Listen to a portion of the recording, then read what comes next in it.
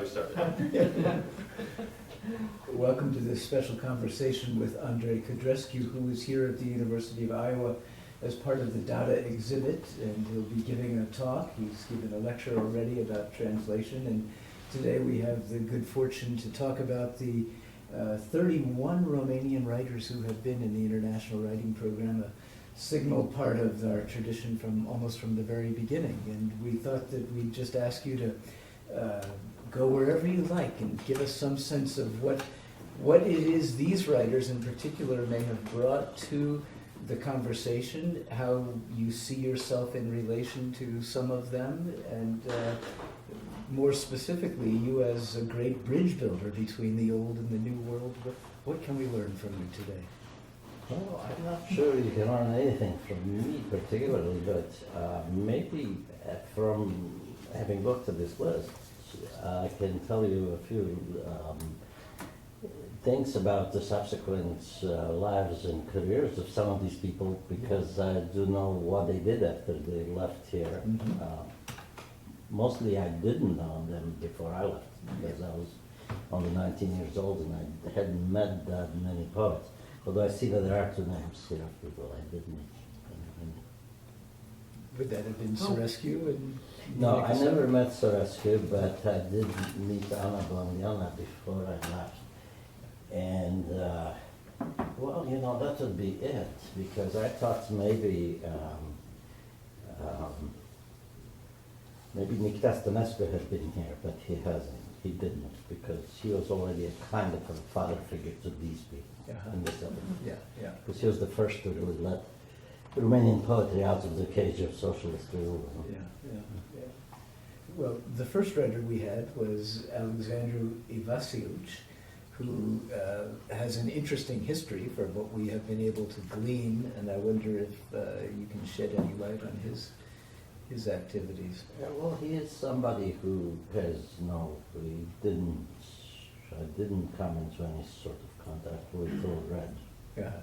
But he is someone whose name I've seen. Yeah. So I really couldn't tell you. In my mind, he sort of belongs to the 50s. Uh-huh. But I don't know. Okay. It may simply be that I'm just totally ignorant about him. But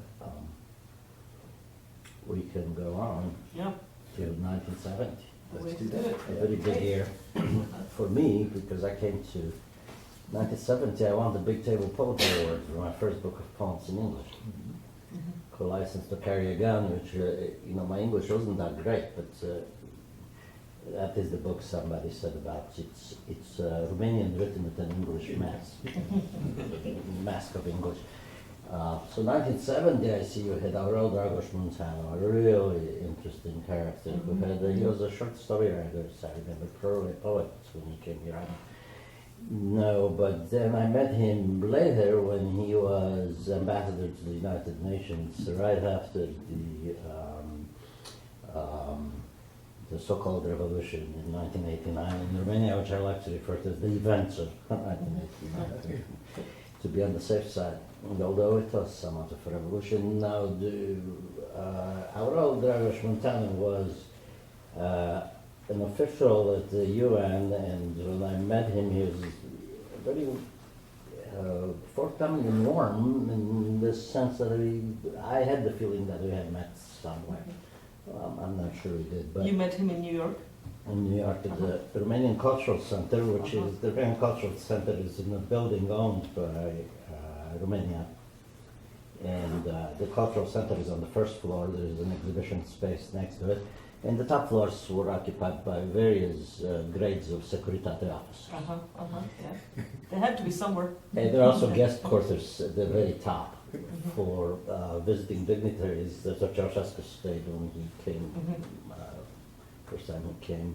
And it was a place that was well plugged, so if you had a conversation there, you were sure to be recorded.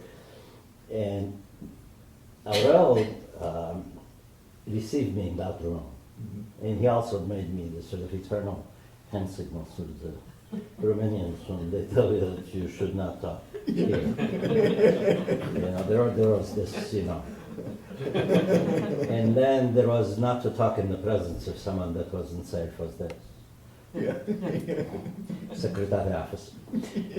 So I mean, people did those signals even unfairly on people that really probably Right. were not guilty of them. But anyway, he said not here. So I said okay. Well, we this was 92, 91, and he said let's go let's go out and talk. Just as we said this, there was so the door just blew open, and this guy came in who had just come in from Romania, and he was unshaved and sort of savage looking, and he was holding a salami. and he said, anybody wants some Sibir salami? That was a Which was a big deal, the Sibir salami, I mean, before. So he said no, and we were introduced. I can't remember who the guy's name was, and then we just left him there because he just come in and he started. And he just went. So we left, and then we went across the street to a bar, and then he said too close. So we went further. I took him to a place in the East Village, the Grassroots Tavern, and there he told me all sorts of scary story from Romania, because he had been head of television, of Romanian television at the time of the uprising of the beginning, from the beginning. And he was, to put it mildly, totally paranoid. It didn't mean that there were no enemies. Oh, there were. We drank considerably, and he told me stories about it, because there had been all kinds of rumors, and I was asking him about the rumor that there were armed men in the tunnels under the television station that were killing people and dragging them out. There's all kinds of fantastic rumors at the time, and he seemed to he said at some point 3 men took him to some woods close by in a park, and he was sure that he was going to be killed. But there he was let live and sent back to the television station, from whence he emerged as Romania's ambassador to the UN. Okay, now this really, I mean, has to do something with his sensitive and fabulating nature, because I didn't know him that well, and I think a lot of the things he was telling me that night, some of them may have been true, but then I was unfamiliar with the names of people that he mentioned, so I didn't know anyone I had an old friend who worked at Romanian television, but I really didn't know that much about it. And I was there in January of 1989 when they kind of put me on. They're just bringing people from the street and putting them on TV, so that's kind of a whole other story. But so anyway, we ended the night at the Grassroots Tavern in the morning, and sort of packed him in a taxi, sent him back To the salami. to the place with the salami and then subsequently he sort of disappeared for a while, and I didn't know what he was doing. And what I heard is that he was taking a business degree at Harvard, and he was working on Wall Street. He'd applied for a green card, and he was in this country working on Wall Street. And then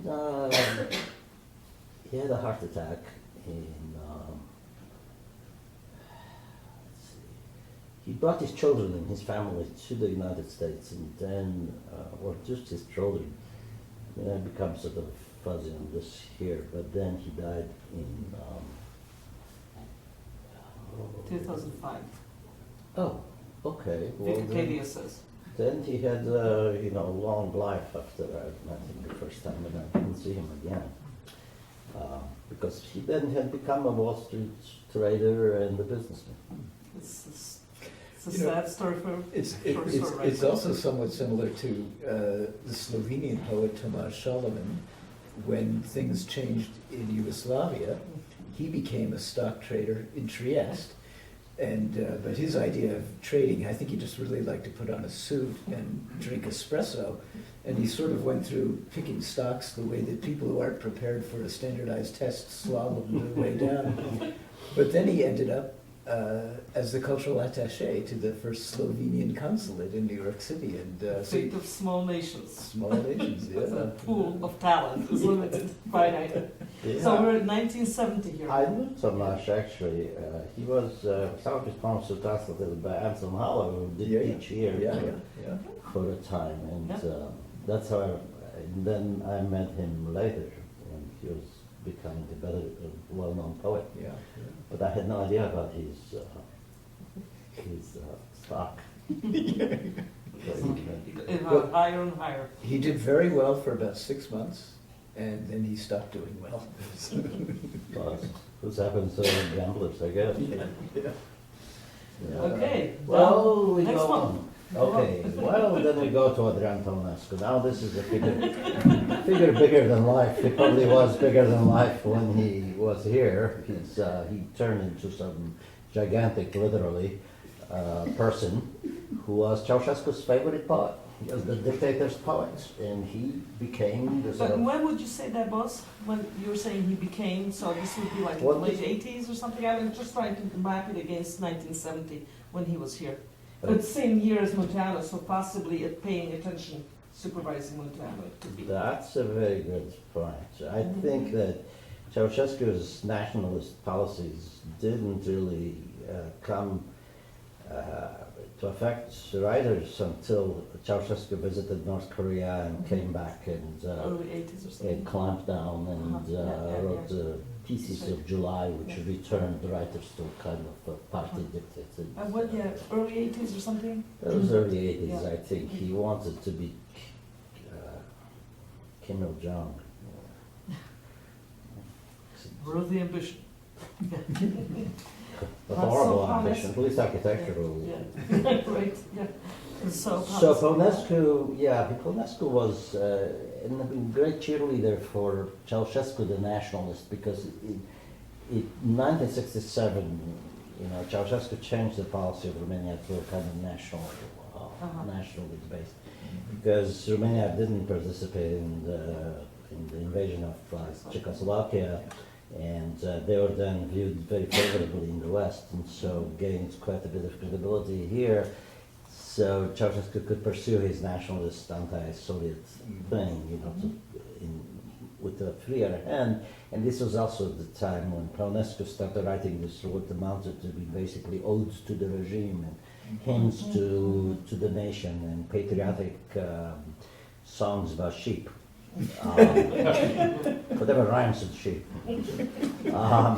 But then he was also a big-time performer, and so he's Cântarea României, which were these gatherings, large gatherings of young people, where there were singers, poets reciting. There were festivities. They were just this great, cultural events, and they all had a kind of the stress on the national idea of the nationals. The Woznесensky model, perhaps. Oh, yeah, well... Rock star. Yeah, except I think Woznесensky probably got that through his own notoriety, and I think Codrescu was greatly helped by Okay, got it. methods of making people march and putting them into stadium and so on. Although I think that sincerely some, I'm told this because I really didn't. Some singers and their careers were launched in these Cântarea României events. Then, because just close to Ceausescu, he was part of the inner circle, and he drank with these guys and went probably hunting with them. He, has very much identified with him. So in 1989, he was one of the people most sought by the demonstrators to lynch. They were looking for him because he was the voice of the regime. Amazingly enough, he escaped. There's a whole story of him jumping over, which I don't know how he did it, over a wall of some kind. He was quite lethargic. He had to be helped somehow. But he made it, and then he reemerged as a political figure in the post-communist era, with some, not just some credibility, but some fanatic following. Yeah. And he published, he continued to publish, and at some point he published probably the largest book of poetry I've ever seen. His book was about this big, and it contained his total collected works. I mean, talk about the doorstop. I mean, this thing was major because I brought it back from Romania with me, and it nearly just crippled me. Well, somebody gave it to me. Oh, okay. So, what, how come you bought it? I didn't. I was going to leave it actually, but I for some reason, it ended up in my bag. So I dragged it along, and he was a contemporary of mine in the sense that he had he started in the Romanian literary journals at the same time I did, and even at that time, it was Blandiana, Polnescu, it was that generation, Alexander. Polnescu, even at the time, seemed, how do you say it, to say in Romanian, golnos. He seemed, there were a lot of holes in his work. There was a lot missing. They're very pretty and they sang, but they were empty. There was a kind of a performance, a virtuoso performance, but there was not much there. So we didn't think well of him then, and we were very young, so we were merciless and truthful and in fact correct. More was to follow. So, when you look at the list here, you see that there are 3 people from Romania. We talked about generation a little earlier. Then we've got sets of 2 and 3. I mean, actually, there are these little groupings. I mean, next year, 3 people, 2 people, 3 people. That's a big Romanian contingent. We don't really know quite how this was done administratively, except for that general suspicion that one was a poet and the 2 others were making sure that the poet was not getting too out of hand, possibly. But do you have anything to say about these little cohorts, by any chance? I don't know why 1970 was the year, unless, poets had gained quite a bit of independence individually at the time. They were, they had that period of that short spring, that's, Indian summer or whatever it was. And so they were able to apply and leave the country, which I think of a very brief period. Yeah. So that may have something to do with it. I'm not sure that they were necessarily accompanied by, they were watching over each other, although I'm sure they were asked to do that. Yeah. And some people perfunctorily did that, but they usually didn't say that, unless they... But more generally, do you want to talk to the parents maybe? The Codrescu, and what about Badulescu and Codrescu the same year, or the 3 people who followed? Do you have any sense of how they fit together generationally? was, she's the same generation as the ones before, and she still writes, or she wrote until recently the editorial column for Romania Literară, which is the main literary weekly in Romania, and which is a way of responding to submissions directly in the magazine. A great idea, and she just treats some people kindly and encourages them and tells others to go try plumbing. And Badulescu I don't know much about, except he's a very well read and regarded story writer, but I think he died rather young. I don't know. Marin Codrescu, of course, is very well known. Was very well known during the 70s. Very well known as a playwright as well. Very much appreciated abroad. Always talked about as possible Nobel Prize winner. A good friend of Dan Shafran, who's the head of the Cultural Center in Sweden, Stockholm, who is also a librarian, the Royal Library in Stockholm, and who really does have connections to what might and would happen. And Codrescu, I always admired. I liked his poetry. I thought in some ways that they were plays. All his poems were little plays. They were not very profound, in my opinion, my snobby back then opinion. And his later work, I didn't know very much about the plays, which were very successful. And I do know that he is at the moment idolized still in Romania, and there's a very faithful following in Craiova, where he is from. Okay. And the National Theatre of Craiova is named Marin Codrescu, and his paintings are exhibited in places. He's an accomplished artist. And otherwise all the stories about him are of epic drunkenness and a lot of drinking. And, whatever happens, that people forget. But then I don't know Marin Codrescu. In 1970, he had just begun to publish Okay. poetry. I don't even know if he had a book out yet. And then he somehow came into contact with the people at Field magazine at Oberlin, and that's when they brought out, Stuart Freebird translated that book of his. Okay. But that was, I think, not until maybe late 70s, early 80s. I did see his name in American publications after. And in Europe, he was very well translated. Yeah. And his poetry was friendly and accessible, and it was, there was a sense of humor there, and the kind of, if he was a dissident in the sense that he was an opponent of the regime, it wasn't a very visible quality actually, except that if you took his little playets and added a moral, the moral would be we shouldn't have this bureaucratic muck. Yeah. Well, you say bad names. Okay, well, we can go through these now. I don't know who Juan Latina is in 1972. In 1972, also Cesar Baltag was here. Now, Cesar Baltag was a contemporary of Nikita Codrescu, who was older, and he was older than that first generation, and he was, with Nikita, one of the people who opened, who really bust through the gates of socialist realism and opened Romanian poetry to other possibilities. He wasn't as good a poet as Nikita, who was really profound, and Baltag was much more melodious and easy, but still a poet we read in high school with great interest. He was, I think, it's hard to say at that age, but 4 or 5 years older maybe than or maybe 2 years older than Codrescu, I'm not sure. Yeah. János Sas, I know nothing about because in Romania at the time, and Romania still, we know nothing about the literature of minorities in Romania.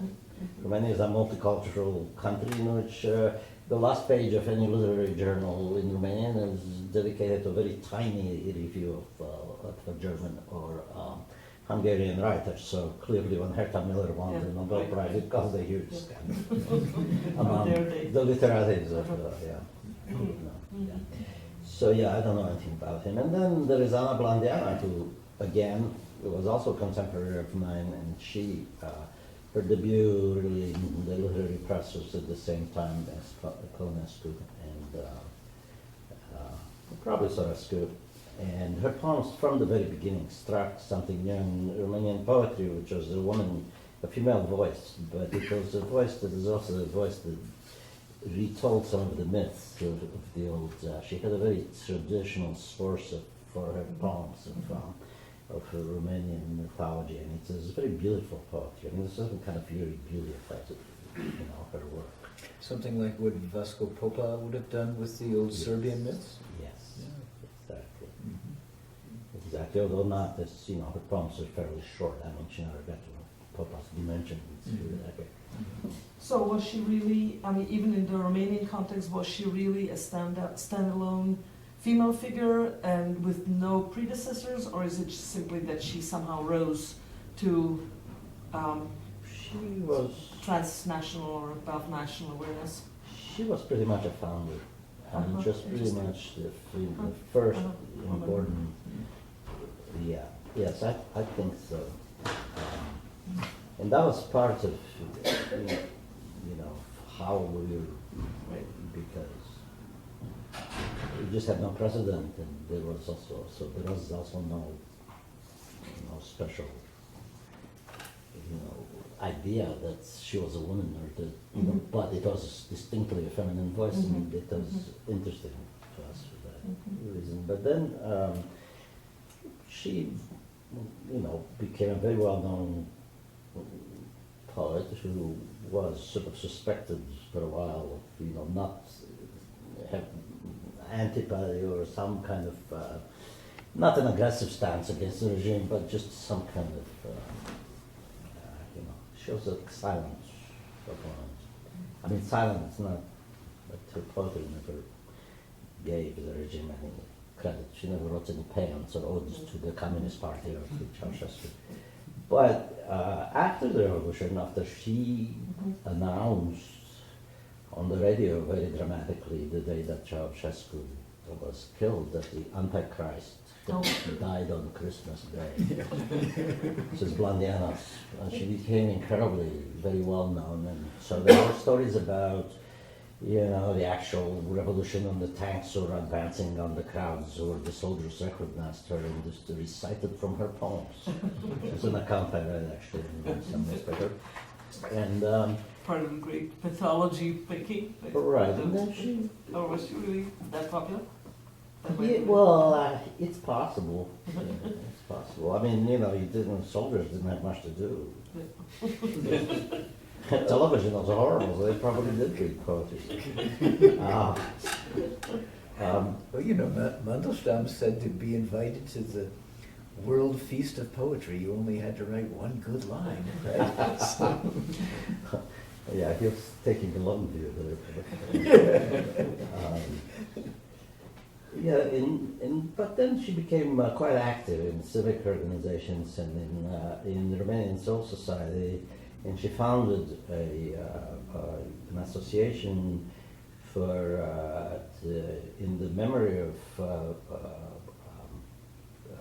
political prisoners persecuted by the communists. And she was sort of adopted by the right wing of the nationalist wing of some political factions, and then she sort of found herself cast, I think, into the role of sort of a,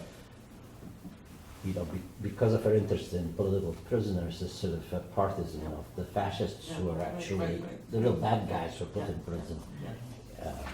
So right now, I'm not sure what her status is as far as that goes.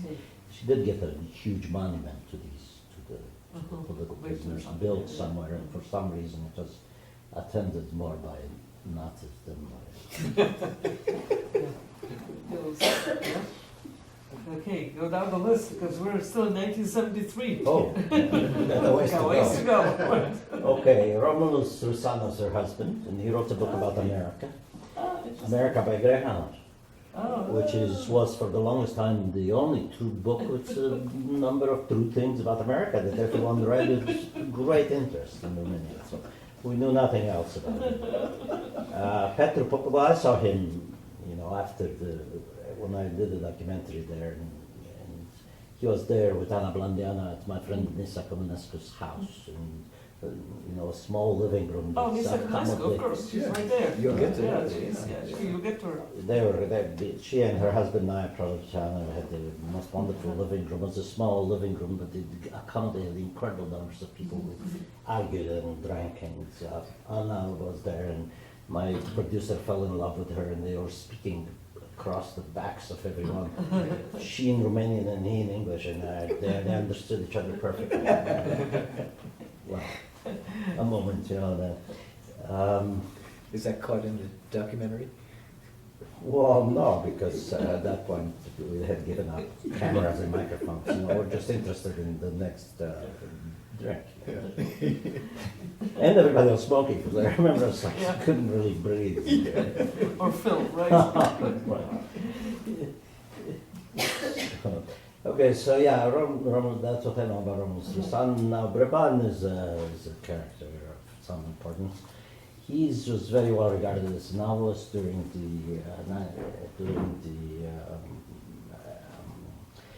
the communist era, because his novels are very wide. He paints a very wide canvas, and they always had some kind of mythical, grandeur. And he himself, when I met him in Romania in 2000 and something, he seemed to me a grandiose character who drove a car speaking the whole time with his head turned like this way, and I was sure he would die. And but he spoke almost in parables. He had a sort of prophetic from the Tribune air. She doesn't go driving the car in Romania. But we made it to Constanza with her from Bucharest to Constanza. And she talked the whole time about his new book, which is some kind of religious parable. In the end, I don't know what happened, but he was very mad. He was very angry at the post-revolutionary priorities of the young writers and of all the writers, because they had given up on him, because he'd been very famous and very much written about, and after the revolution nobody really cared to talk about him anymore. Fairly or unfairly, since I've never read any of his novels. I can't really tell you. You were the right person to listen to it. Well, I found him fascinating, actually. He was one of this. I always loved oral geniuses, and he was in some way. He was always able to draw back your attention to whatever grandiose thing he was saying by making some incredible remark about somebody's. Can you believe what kind of shoes they were wearing on television? These things you just wake up.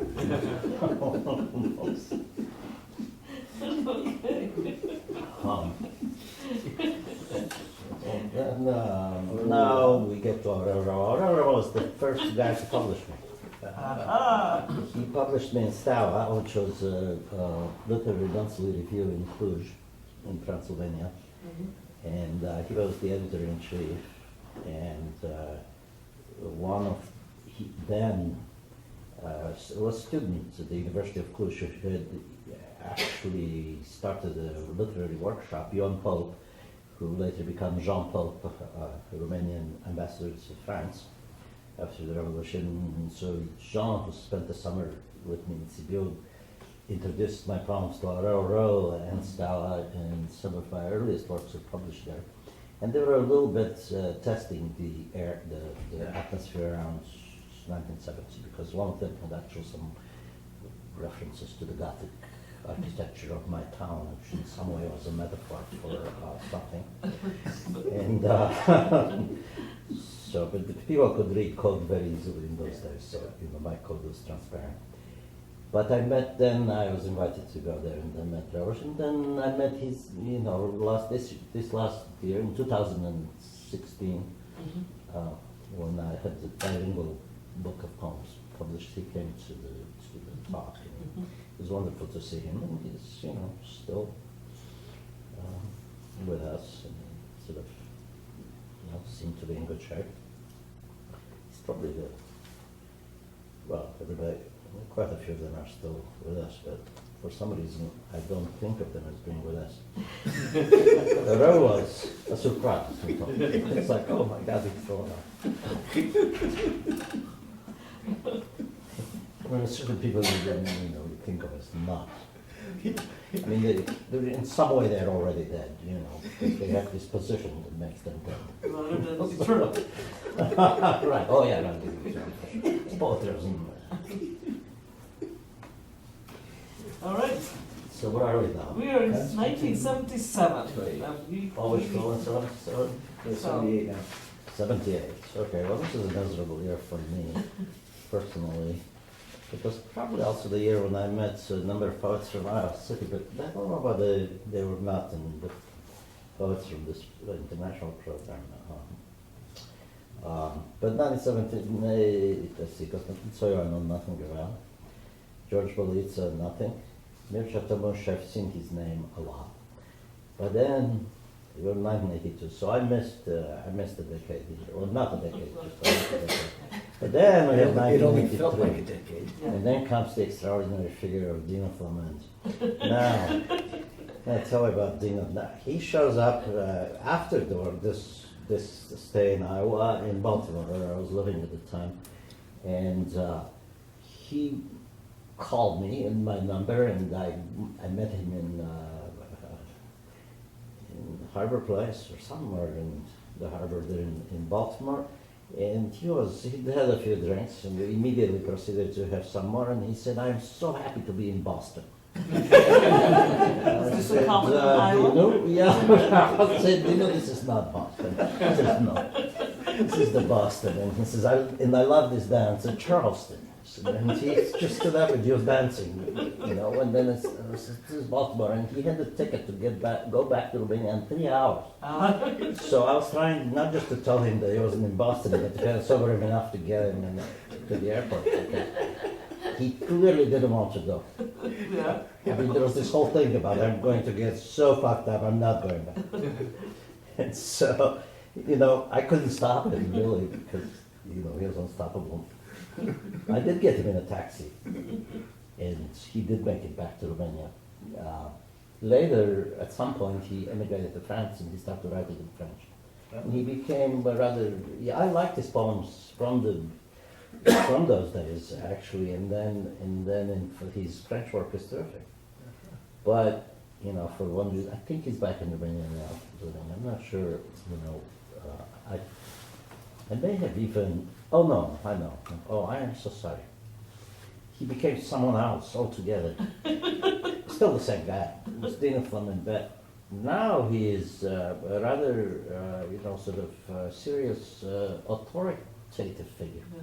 And I've met him at twice actually, in Romania. And he was always somewhat leading this group of younger folks around. I'm not sure what he was doing. I mean, he's still writing, but you know, he had a slight air of, you know, up and coming politician. You know, but I'm not quite sure, you know, what Dina was up to, and I don't know to this day actually.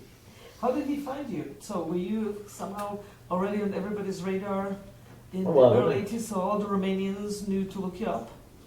Well, Romanians did. When I lived in San Francisco, this was in the early 70s, the vice president of the Writers' Union, I can't remember who he was, came with his keeper and I took them to a Chinese restaurant, and, you know, I ordered something that came flambe, so this thing went up in flames, and they both sort of dove under the table, which is just a hilarious moment. And then, I don't know what this guy was, but his officer went to the bathroom and he leaned over and told me in the famous conspiratorial voices, because everybody used two voices. Don't ever think about coming back to Romania. And then his keeper came in, he changed strange things Americans. So they all knew about you. Okay. So Dino actually, well, they did. I mean, some of them did. I'm not sure what. Do you know if Dino kept writing in French or Romanian when he went back to Romania? He was writing in Romanian, as far as I knew. I mean, I only found about his French writing because I somehow, in the book, poems, French, somehow ended up in. I liked them, but he'd become more. He'd been influenced by really the French poetry of Hilaire Baron. And he was trying, you know, to be one of those guys, Baranka or,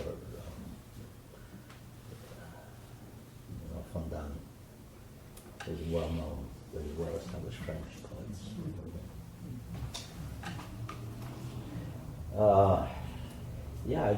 Because I dissociated completely the later Flamand from the earlier Flamand. Flamand in Romanian, by the way, means hungry. Oh, not burning. And he was a man of great appetite. Mostly for drink, but when I saw him again, really wasn't drinking that much. He carried some authority. I don't know where he came from. I don't know. You know that smell of a politician in the making. Well, many a poet's career ends up that way, so.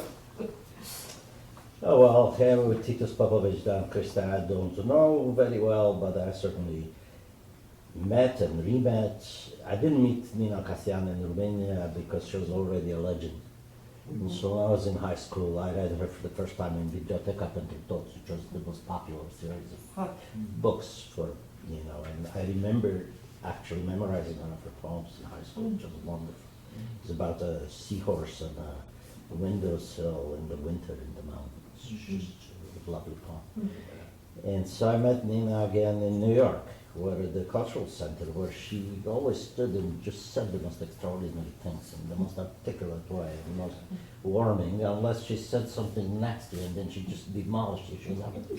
She was the stories about Nina Cassian are forever, because she was, extremely daring, and was sort of the goddess of the beach to my in the Black Sea. This was a nude beach that became quite famous in the later 70s, because there were Romanian hippies too, and she sort of, remember this description of her sitting on some rock, smoking her eternal cigarette.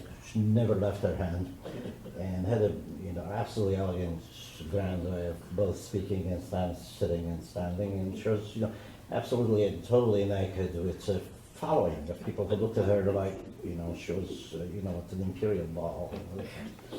But in New York, it was the same thing. She was just wonderful, and I worshipped anybody who knew her, and even and she stayed a communist to the end of her life. Really? Because she was one of the early believers who may have been actually during the war right. Resistance communist, and she never gave that up. So why did she stay in the US? She came to the U.S. At some point, and then she married the then director of the Brooklyn Philharmonic. That's right. And a great guy, and a daughter. And, she had this circle of admirers, including my friend Carmen Firano, who's then the director of the Cultural Center. And Carmen found a great model in Nina for smoking, because everybody was on her case for smoking. And Nina always smoked, and she wasn't going to give it up. So she came to New Orleans at one point, and we met in a restaurant, and we were talking about this and that, and then her husband went off to the restroom, and Nina said, "Have you ever been content or happy?" I said, "Well, I've been ecstatic and I've been incredibly depressed, but no, I think a particular state you're talking about." And she said, "Me neither." But I have the solution. So the communists gave it to me in the 50s. And then she dug in her purse and had a little box, and she opened it. There's 2 pills of cyanide. She said, "I can end this business anytime," and she put it back. And, the husband is coming toward us, and she put it back. Only among us. And then I told Carmen the story, and then she said, "Oh, Nina tells everybody."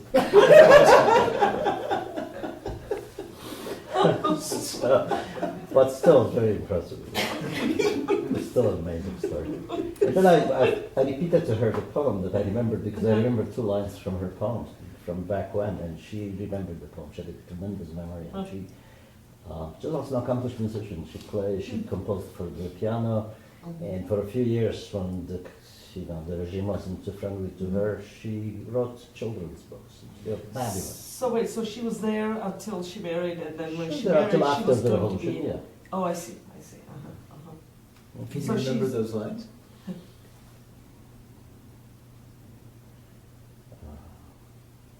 I don't, sorry. I mean, I will mess them up. I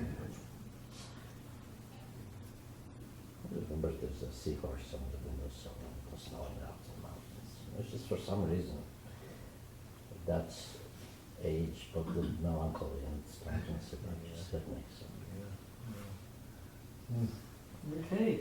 So Nina actually died smoking in her favorite chair, and just like that, when Maurice went into the room to tell her something, she wasn't moving. She was gone. She just left. The cigarette was still smoking. Wow. Very That's good. pretty great. And she She wrote, died exactly the way she. she wrote until the end too, didn't she? She said it was in her 90s. Yeah. Wow. Yeah. Maurice had an anniversary, for the day of her death, and just filled the apartment with all sorts of people from New York who came. to tell stories about Nina and talk about her. It's just quite extraordinary, and performed this very complex piece on the piano that she liked. She really was somebody, perpetually adored by everyone from, the age of right? Yeah, I think her children, maybe a daughter that published a collection posthumously just recently came our way. And it was a very heterogeneous, a great mix. And I had no background against which to put that, so now I did. Well, the interesting thing too was that Carmen was ideologically, they were opposites. Carmen hated the whole communist business and, was very openly so, but they were friends. And so there's a book of dialogues that they published in which you can tell that they're arguing and they're polemical, but there's a great deal of affection attached. Is it only in Romanian or is it in English? It's in Romanian. I think it was translated in English, and Stanley Moss published. Stanley, Sheep okay. Sheep, yeah. We'll look for that. Huh. Okay, Wonderful. 89, everything changes? Jan Habana, I don't know. Stefan Agopian is a novelist, and he's part of a very old Armenian minority in Armenia, actually, that he speaks for now occasionally, and he was an official of the Writers' Union, and he generally had a very rich, really rewarded career. I mean, critically, and, but it doesn't seem, he didn't have any particular things that I know or remember from the old regime or from the new, but I met him again when I went to Romania, and he was told to say, I think that he had some sort of business, like in books or something that he was doing, so he was well off. Gabriela Donsteller, in 1990 already, wow. Okay, now there's lots to say about this. Gabriela is a wonderful, I think, fiction writer. And she was also a very important political figure because she was an editor of the 22, which was the weekly of the civil society dialogue. She's a columnist, political and literary. Very, very much deeply involved with the politics in post-1989 Romania, but also involved in the different juggling of social, civil society really, and which is still, probably is there now, because when 600,000 people show up and demonstrate, I saw her with Yona Yeronim, it was an early translator of mine. I saw them in Bucharest this past year. And she handed me a new novel she just wrote, so I haven't read it yet. Maybe we'll get around to translations as well in a second, but at least. Well, looks then like we you have know the rest of the team. my good friend Codrescu, who is, truly a remarkable writer, who, whose work felt extremely new in Romania and elsewhere. He would be of the, he introduced just an incredible language of the fantastic and of a very vigorous language of those both of the plays and somehow universal, a bit like Gabriel Garcia Marquez. I think there's something there in which very easily the dream worlds and the real world interconnect in this very beautiful language. He wrote a masterwork called Levantul, which was a long poem that took from the old Romanian literature, this sort of 18th century work, certain figures and ideas, and made them into just a marvelous poem. And then a series of novels called Orbitorul, I'm not sure how you translate the blind, Orbitorul, the one who blinds someone, When you blind someone? The blind iron is a name for this profession, and probably at some point, there's professionals who specialized in a sort of a subgenre of torture, but putting your eyes out. Here we call it the GOP. Oh. It's very good, it's an or, you know, so it's a GOP, that does sound so good. So, but these were sort of, you know, dream memoirs, but it's a wonderful prose. And he's been present completely in Romanian literary life, not only as a fine belletrist, but also a critic. He wrote the first book on Romanian postmodernism, actually, in which he managed to write an entire book on postmodernism without mentioning himself, the chief exponent of Romanian postmodernism, which is a weird and odd thing. He writes for the newspapers. He's very involved in the political life in Romania. He also, he writes on Facebook, and just like the president, Klaus Johannes, and then the newspapers pick it up, and what he writes on Facebook gets to be headlines the next day. So, you know, last time I saw him, he said, I can't write on Facebook because everything I write comes up in the papers the next day. Do you know if any of his work is translated? Yeah, his collection that came from New Directions, translated by Julian Simonian, and it's, I can remember the name, and there's another one that was just published by, it's not a novel, but again it's a collection of long stories, and it's not very well translated because it's very difficult to translate. His language is very, when it comes to that, it makes translators shy because she's just rich. And he's been at odds at various times with the entire Romanian poetry and literary establishment, but he's had a great supporter in the main literary critic in Romania for a long time, Nicolae Manolescu, who had a great reputation that went to Sherpa when he got into politics and ran for president. Bad mistake. Then he published what everyone was waiting for, which was the history of Romanian literature. It's an incredible, which was going to be a fundamental book, and he messed that one up because he didn't have the appetite for literature anymore, and he just put together his old newspaper columns, and he made a mess of it. So there is one that is still to be done. Well, that's Manolescu. That's not Codrescu. Codrescu is, he's somewhat bitter, but he has a great sense of integrity. He's also spoken up often as a Nobel candidate, and he's been translated very well in German and in French. And apparently, to get the Nobel, you have to be well translated into German, and he has been. So, quite a few of those languages, and well appreciated and written about. And, he is both modest and horribly arrogant at the same time. And I love it. So yeah, it's a great combination. Well, I think we're at the end of our list. I don't know Daniela Krasnaru, and I don't know Daniel Delano. Right? Wait. Would it not be fine? Oh my God. I don't know. Oh, you guys. We just started writing Doing longer it. entries. No. Your friend by now, so by then, by Denisa Comarescu time, we already present those. We already knew them. All right. Yeah. Okay. So, where are they? That's already here. Oh, I see. They're in. Well, Denisa are very different, actually. She came to, I think, it may have been about the same time she visited me in New Orleans. Yeah, I think And, that's right.